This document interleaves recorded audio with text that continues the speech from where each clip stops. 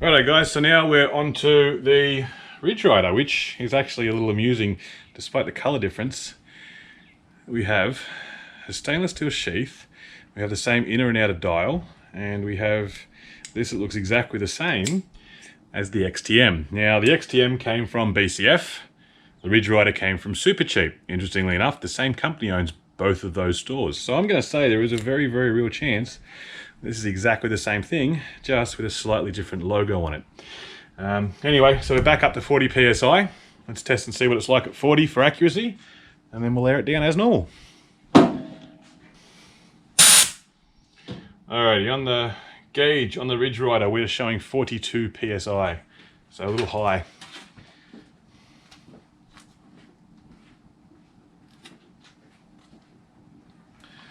Alrighty, we open up our little stopwatch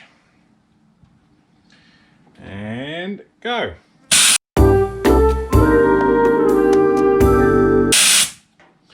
Alrighty, so after 10 seconds we're showing a reading of 33 PSI, which, looking at the XTM, is exactly the same. Amusing.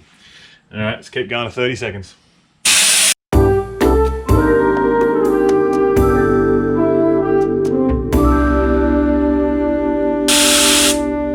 Alrighty guys, there's 30 seconds and we're showing 22 PSI on the gauge.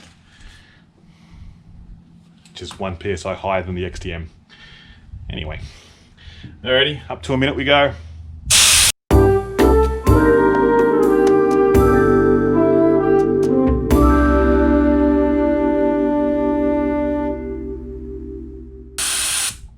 Alrighty, there is 1 minute and... Ooh. This is interesting. We're showing 12 PSI on the gauge after 1 minute. So it's certainly not the fastest. It's also not the slowest. Let's see how accurate it is down at 12 PSI. And we can move on to our next one.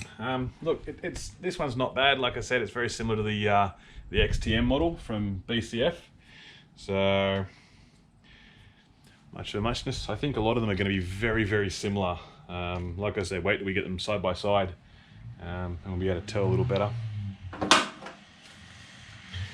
Alright, so on the Blue Point gauge of doom, we had 12 PSI. On this, we're also showing 12 PSI. So, it's accurate. Cool.